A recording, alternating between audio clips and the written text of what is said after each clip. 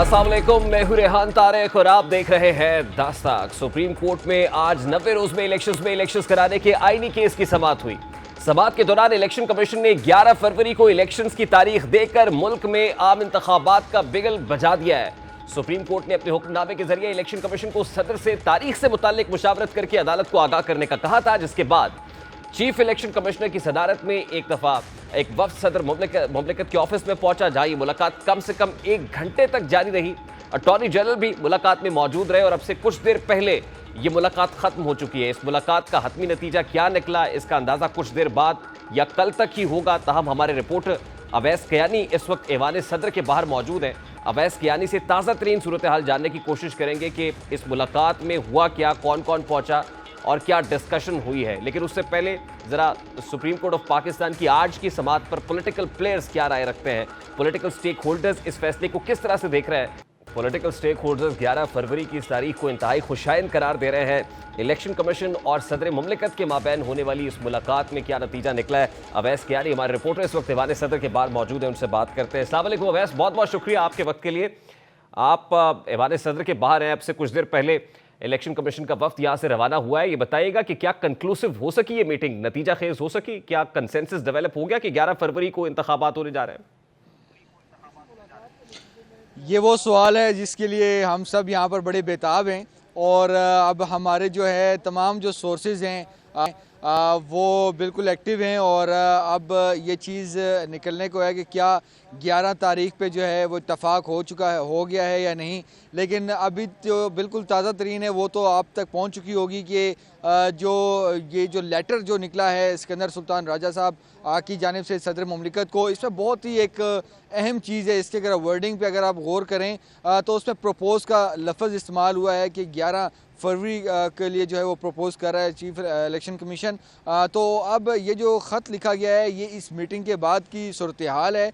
1 घंटा तवील जो है ये मुलाकात रही और इसमें चूँकि अटॉर्नी जनरल भी मौजूद थे सुप्रीम कोर्ट के ऑर्डर के मुताबिक, और उसमें जो लीगल टीम है, जो हमारे सोर्सेज कुछ हमें कंफर्म कर रहे हैं कि सदर मुमलिकत ने भी आज के इस टाइम को यूज़ करते हुए कुछ अपने भी इन्होंने राब्ते किए हैं और कुछ मशावरत ली है कि इन्होंने क्या जो है वो बात करनी है। क्योंकि आपके इल्म में होगा कि पिछले हफ्ते जो है जो तहरीक इंसाफ के कुछ लोग जो हैं वो सदर मुमलिकत के पास आए थे और उन्होंने अपना किरदार अदा करने के हवाले से भी इन पर जोर दिया था। और जो चेयरमैन तहरीक इंसाफ के जो हमशीरा हैं और जो दीगर जो लोग हैं PTI के, उन्होंने सदर अलवी पे जो है अदम एतमाद का भी कोई इशारा किया था और इजहार किया था।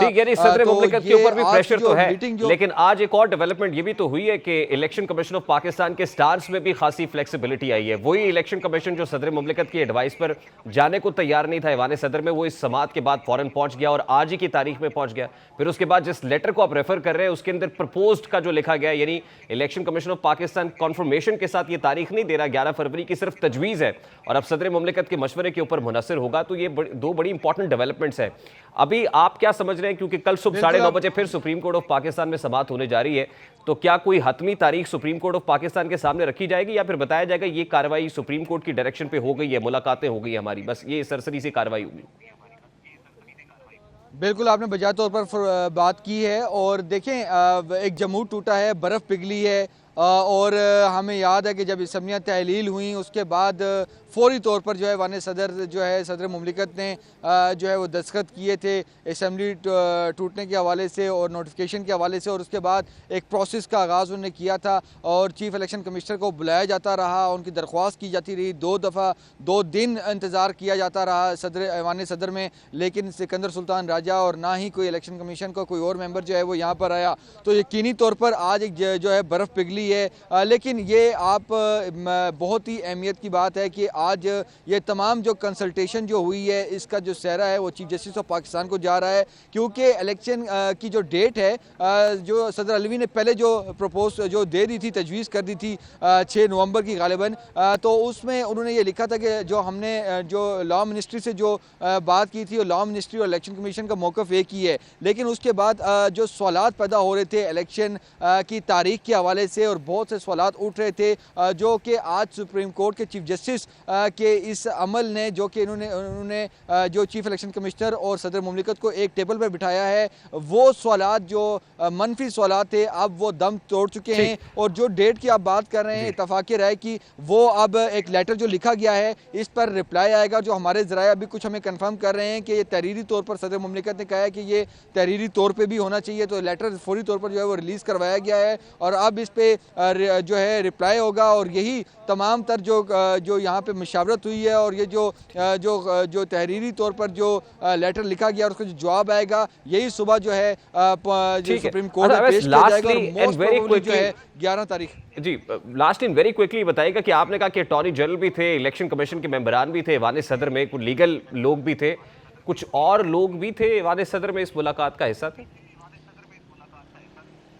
देखें, ऐवान सदर जो है उसमें तमाम ऑफिशियल्स होते हैं और तमाम सेक्शंस की जो है वो ड्यूटियां भी होती हैं। तो ये जो आज की जो प्रोसीडिंग हो रही थी, क्योंकि अटॉर्नी जनरल जो हैं वो इस अहम तरीन मुलाकात में शामिल थे और ये सुप्रीम चीफ जस्टिस के हुक्म पर थे, क्योंकि वो ऑर्डर था कि ये मीटिंग जो है वो उसकी अरेंजमेंट अटॉर्नी जनरल ने करनी है। तो यहाँ पर तमाम जो यहाँ पर लोग मौजूद थे, सदर मुमलिकत, ऐवान सदर के भी लोग जो यहाँ पर जो ड्यूटियाँ होती हैं वो तमाम यहाँ पर मौजूद थे। और अभी कुछ ही देर में जो है बाकायदे तौर पर जो आज की जो मशावरत हुई है और जो जवाब जो लिखा जाएगा सदर मुमलिकत की तरफ से और इसकी जो फुटेज है वो भी सामने आ जाएगी। बहुत बहुत शुक्रिया अवैस कियानी आपका।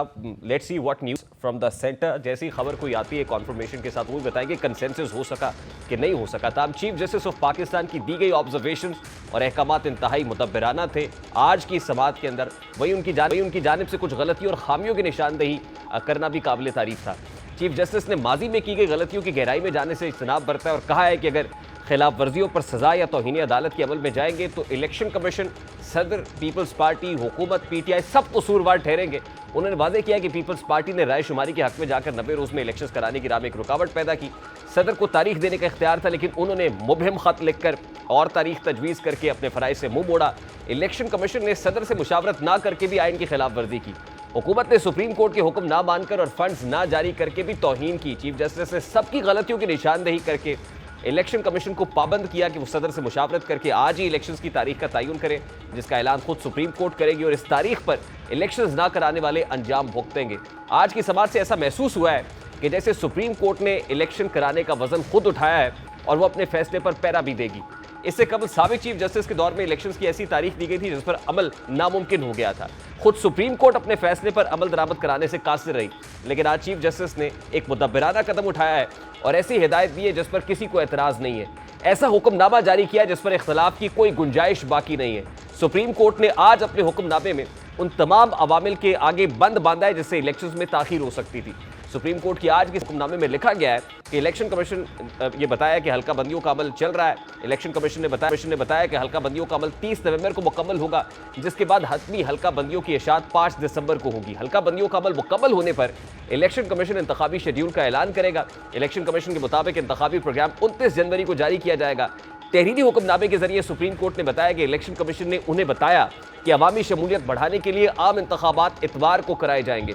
इलेक्शन कमीशन के मुताबिक टाइम फ्रेम के मुताबिक पहला इतवार 4 फरवरी को बनता है। सियासी जमातों को अपना मंशूर अवाम तक पहुंचाने के लिए इलेक्शन कैंपेन में ज़ाहिर 11 फरवरी को आम इंतखाबात की तारीख तजवीज़ की है। और इसके अलावा सुप्रीम कोर्ट ने इलेक्शन कमीशन को हुक्मनामे के जरिए पाबंद किया है कि इलेक्शन कमीशन ऑफ पाकिस्तान सदर मुमलिकत से आज ही मुलाकात करे और आम इंतखाबात की तारीख दे। अटॉर्नी जनरल को हुक्म दिया कि वो सदर मुमलिकत से इलेक्शन कमीशन की मुलाकात का इंतजाम करे। अटॉर्नी जनरल इस अदालत का 23 अक्टूबर का हुक्मनामा सदर को दे और मुआवनत करे। इसके बाद हुक्मनामे में उम्मीद जाहिर की गई कि इंतखाबात की तारीख का मामला खुशउस्लूबी से तय पा जाएगा। इंतखाबात की तारीख का तयन करके अदालत को कल यानी 3 नवंबर को आगाह किया जाएगा। सुप्रीम कोर्ट का इकदाम किस कदर काबिल है, इसका अंदाज़ा इस बात से लगाया जा सकता है कि तमाम ही पॉलिटिकल स्टेक होल्डर्स इसको खुशाइन करार दे रहे हैं और इसके ऊपर बेहतर जो है वो राय देते हुए नजर आते हैं। आज की अगर समात की बात की जाए तो आज chief justice of Pakistan justice काजी फायजीसा की सरबराही में जस्टिस अतर मिनल्ला और जस्टिस अमीनुद्दीन खान पर मुश्तमिल 3 रुकनी बेंच ने दरखास्तों पर समात का आगाज किया। तो एडवोकेट आबिद जुबैरी और पीटीआई के वकील अली जफर रोस्टम पर आए। अली जफर ने दलाइल का आगाज करते हुए कहा कि अपनी इस्तदा को सिर्फ एक नुक्ते तक महदूद कर दूंगा। इस्तदा है कि इलेक्शन टाइम के मुताबिक वक्त पर होने चाहिए। पीटीआई वकील अली जफर ने दलाइल में कहा कि इंतखाबात नहीं होंगे तो ना पार्लियामान होगी, कानून बनेंगे। इंतखाबात की तारीख देना और शेड्यूल देना दो चीज़ें हैं। इलेक्शंस की तारीख देने का मामला आइन में दर्ज है और सदर असम्बली तहलील करे तो 90 दिन के अंदर तारीख देगा। चीफ जस्टिस ने इस्तफसार किया कि क्या ये तारीख देने के लिए सदर को वजीर आजम से मशवरा लेना ज़रूरी है। वकील अली जफर ने जवाब दिया कि ज़रूरी नहीं है, सदर का अपना आइनी फरीज़ा है वो तारीख दे। जस्टिस अतर मिनल्ला ने पूछा कि क्या सदर ने इलेक्शंस की तारीख दी है, जिस पर वकील अली जफर ने कहा कि मेरी राय में सदर ने तारीख दे दी है, लेकिन इलेक्शन कमीशन ने कहा कि सदर का इख्तियार नहीं है। चीफ जस्टिस ने रिमार्क्स दिए कि सदर ने जिस खत में तारीख दी वो कहाँ है, जिस पर वकील अली जफर ने सदर का खत पढ़कर सुनाया। चीफ जस्टिस ने इस्तफसार किया कि असेंबली 9 अगस्त को तहलील हुई, इस पर तो किसी को एतराज़ नहीं है। वकील पीटीआई ने जवाब दिया कि जी किसी का एतराज़ नहीं है। जस्टिस अतर मिनल्ला ने रिमार्क्स दिए कि सदर ममलिकत को इलेक्शन कमीशन को खत लिखने में इतना वक्त क्यों लगा। चीफ जस्टिस ने सवाल किया कि क्या सदर ममलिकत ने सुप्रीम कोर्ट से राय लेने के लिए हमसे रुजू किया, जिस पर वकील ने बताया कि नहीं ऐसा नहीं है। चीफ जस्टिस ने अहम रिमार्क्स दिए कि फिर आप खत हमारे सामने कैसे पढ़ रहे हैं। सदर के खत का मतन भी काफ़ी मुबहम है। सदर ने जब खुद ऐसा नहीं किया तो वो किसी और को ये मशवरा कैसे दे सकते हैं। अली जफर क्या आप कह रहे हैं कि सदर ने अपना आइनी फरीज़ा अदा नहीं किया? 9 अगस्त को असम्बली तहलील हुई और सदर ने सितंबर में खत लिखा। जस्टिस अतर मिनल्ला ने रिमार्क्स दिए कि आइन की कमांड बड़ी वाज़ेह है, सदर ने तारीख देना थी, इसमें कोई इख्तलाफ नहीं है। चीफ जस्टिस ने रिमार्क्स दिए कि आपके मुताबिक तारीख देना सदर का इख्तियार है, फिर आप बताएं कि क्या इस अदालत को भी तारीख देने का इख्तियार है? अगर सदर ने बात ना मानी तो हम उन्हें तौहीन अदालत का नोटिस जारी करेंगे। जस्टिस अतर मिनल्ला ने रिमार्क्स दिए कि बाद नज़र में हुकूमत, इलेक्शन कमीशन और सदर ममलिकत तीनों जिम्मेदार हैं। अब सवाल यह है कि इसके नताइज क्या होंगे और इंतखाबात तो वक्त पर होने चाहिए। चीफ जस्टिस ने सवाल किया कि अली जफर साहब क्या आप सियासी जमात की नुमाइंदगी कर रहे हैं? आप सदर को एक फ़ोन करके क्यों नहीं कहते कि तारीख दें? अली जफर ने कहा कि वो सदर पाकिस्तान है, वो पूरे मुल्क के सदर हैं। चीफ जस्टिस ने कहा कि आप हमसे उनके खिलाफ कार्रवाई चाह रहे हैं। सदर अपने हाथ खड़े करके कह रहे हैं कि जाओ अदालत से राय ले लो, और सदर फिर खुद राय लेने आते भी नहीं है। चीफ जस्टिस ने रिमार्क्स दिए कि इलेक्शन कमीशन कह रहा है कि सेक्शन 57 में तरमीम के बाद तारीख देना उनका इख्तियार है, आपने ये तरमीम चैलेंज क्यों नहीं की? अली जफर ने कहा कि मुझे ये चैलेंज करने की जरूरत नहीं थी। चीफ जस्टिस ने रिमार्क्स दिए कि आप कह रहे हैं कि सेक्शन 57 को आर्टिकल 58 के साथ ही पढ़ा जाना चाहिए, फिर इलेक्शन कमीशन ठीक कह रहा है कि सदर से मुशावरत की जरूरत नहीं है, वो तारीख दे दें। सदर को तारीख दे देनी चाहिए, फिर इलेक्शन कमीशन जो भी कहता रहे। अली जफर ने कहा कि मेरे ख्याल में सदर को इलेक्शन कमीशन से मुशावरत करके ही तारीख देनी चाहिए, जिस पर चीफ जस्टिस ने कहा कि इलेक्शन कमीशन मुशावरत में नहीं आया तो तारीख दे देनी चाहिए। जस्टिस अतर मिनल्ला ने रिमार्क्स दिए कि इस हद तक मैं इत्तफाक करता हूं कि सदर को इलेक्शन कमीशन से मुशावरत के बाद ही तारीख देनी चाहिए। हुकूमत, इलेक्शन कमीशन या सदर जिसने खिलाफ वर्जी की उनको नताइज का सामना करना पड़ेगा। चीफ जस्टिस ने रिमार्क्स दिए कि आप जो दलाइल दे रहे हैं उससे तो सदर ममलिकत पर आर्टिकल 6 लग जाएगा। अली जफर के बाद इलेक्शन कमीशन के वकील रोस्टम पर आए तो उनको बताया कि आम इंतखाबात 11 फरवरी को होंगे। अदालत ने इलेक्शन कमीशन के वकील को तंबीह की कि सोच समझ कर जवाब दे। वकील इलेक्शन कमीशन ने कहा कि हल्का बंदी के बाद 54 दिन का शेड्यूल होता है, 3 से 5 दिन हतमी फहरिस्तों में लगेंगे, 5 दिसंबर को हतमी फहरिस्तें मुकम्मल हो जाएंगी, 5 दिसंबर से 54 दिन गिने तो 29 जनवरी बनती है। इंतखाबात में अवाम की आसानी के लिए इतवार ढूंढ रहे थे। 4 फरवरी को पहला इतवार बनता है, जबकि दूसरा इतवार 11 फरवरी को बनता है। चीफ जस्टिस ने इस्तफसार किया कि क्या सदर ममलिकत है, तो वो इलेक्शन कमीशन ने बताया कि हम सदर ममलिकत को ऑन बोर्ड लेने के पाबंद नहीं है, जिस पर चीफ जस्टिस ने तारीख देने से कबल सदर से मुशावरत ना करने पर इजहार बरहमी करते हुए कहा कि सदर ममलिकत भी पाकिस्तानी है और इलेक्शन कमीशन भी पाकिस्तानी है। इलेक्शन कमीशन सदर से मुशावरत ना करने पर क्यों हिचकिचाहट का शिकार है? इलेक्शन कमीशन के वकील ने अदालत को आगाह करते हुए बताया कि इलेक्शन कमीशन सदर से मुशावरत करेगा और आईनी बहस में पड़े बगैर सदर से मुशावरत पर आमादा है। चीफ जस्टिस ने रिमार्क्स दिए कि सदर जवाब दे ना दे, आपने दस्तक जरूर देनी है। चीफ जस्टिस ने आज ही सदर मुमलिकत से मुशावरत करने की हिदायत करते हुए कहा कि अटॉर्नी जनरल मुशावरत में ऑन बोर्ड है। अदालत ने गुज़श्ता समात और आज की समात के दोनों हुक्मनामे फरीकैन को फराहम करने की हिदायत कर दी, जिसके बाद ये मुलाकात है। अब इस मुलाकात का कंक्लूजन क्या होगा, इसके आईनी पहलुओं पर बात करेंगे, कानूनी मामलात पर। इस वक्त मुमताज़ माहिर कानून और पाकिस्तान बार काउंसिल की एग्जीक्यूटिव कमेटी के चेयरमैन हसन रज़ा पाशा साहब हमारे साथ मौजूद है। अस्सलाम वालेकुम हसन रज़ा पाशा साहब, बहुत बहुत शुक्रिया आपके वक्त के लिए।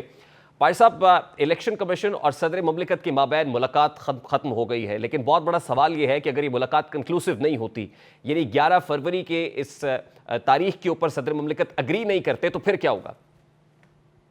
नहीं, मैं बड़ा पॉजिटिव हूँ इस मामले में। सुप्रीम कोर्ट ऑफ पाकिस्तान की डायरेक्शन है, उन्होंने दोनों इदारों को इकट्ठा किया और दोनों इदारों को उनकी अहमियत बताई।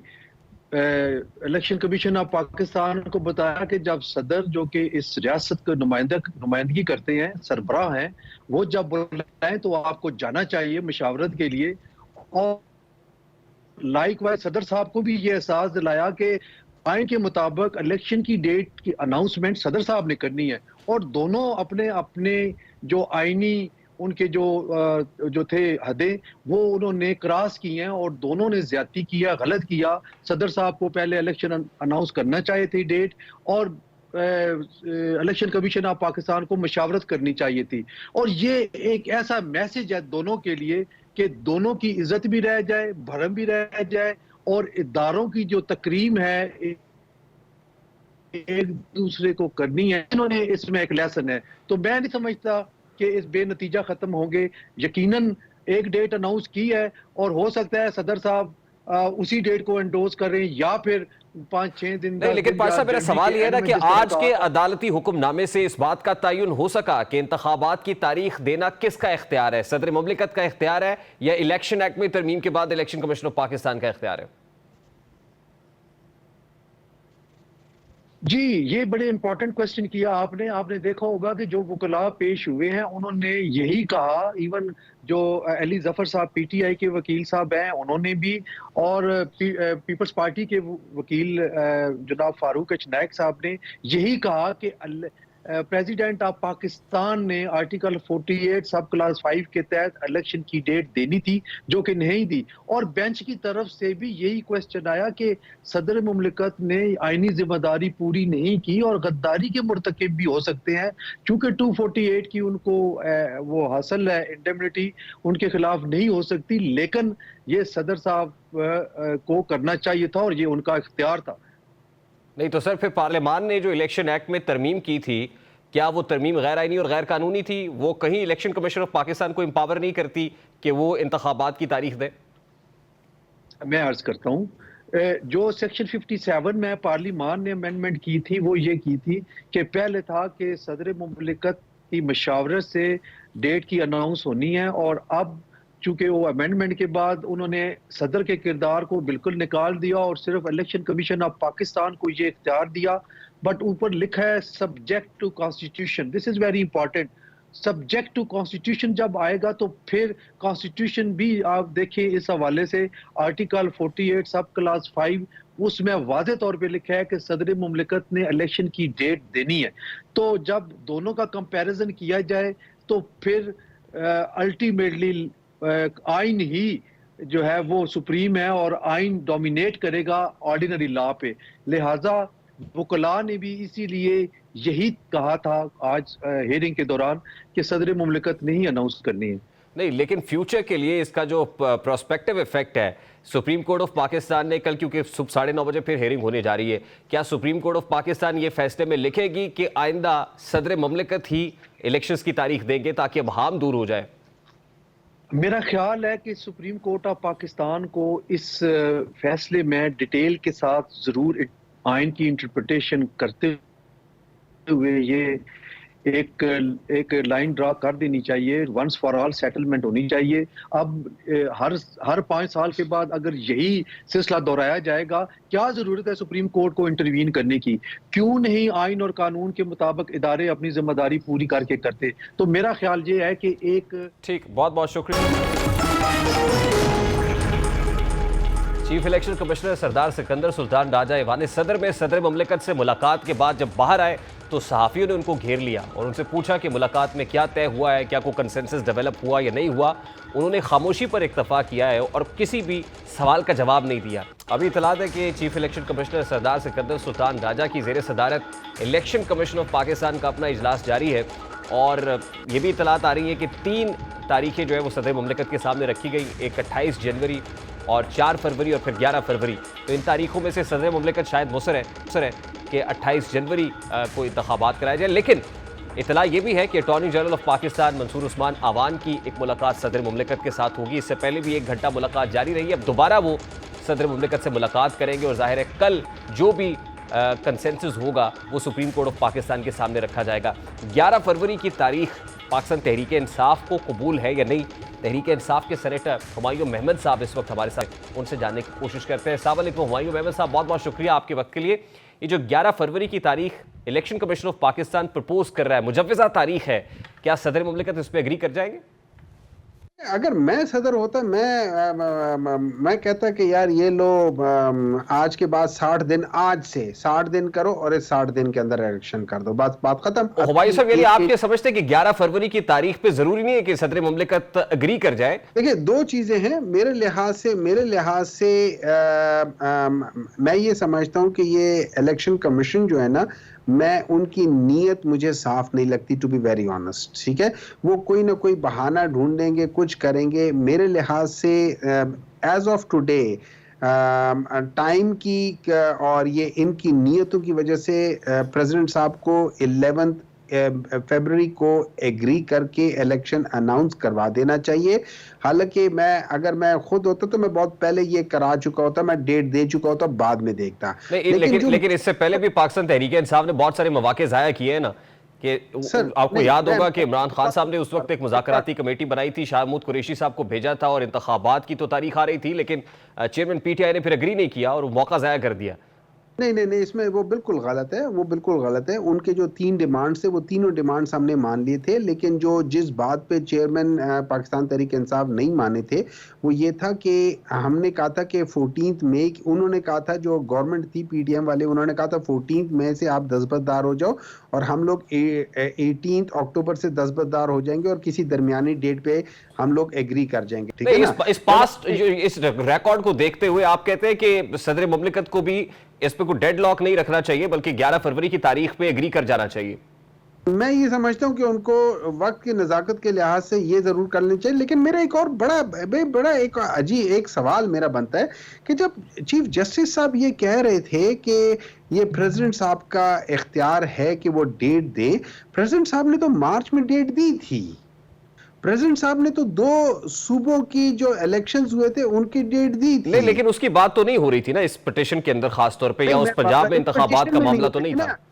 इस पिटीशन में नहीं हो रही थी, लेकिन सवाल तो ये होता है, उन्होंने डेट दी थी, सुप्रीम कोर्ट के उस वक्त के चीफ जस्टिस ने भी उसके लिहाज से किया था। फिर सवाल ये उठता है कि वो इलेक्शंस उस वक्त क्यों नहीं हुए? नहीं, तो ये सवाल तो आज खुद उन्होंने किया ना, उन्होंने कहा फिर तो ये लेके आते पिटीशन, आपके तौहीन हुई है सुप्रीम कोर्ट ऑफ पाकिस्तान के फैसले की, तो हम उसको जरूर टेक अप करते हैं। उनको वैसे ही हर दफा ये लोग खुद ब खुद ही हर दफा कोई पिटीशन जाती है तौहीन अदालत की, ये वो लोग खुद कहते थे कि यार ये तौहीन हुई है, आप आके जवाब दो। ये तो उमर अता बंदियाल साहब को चाहिए था कि उस वक्त खुद सो मोटो ले लेते इस मामले पर।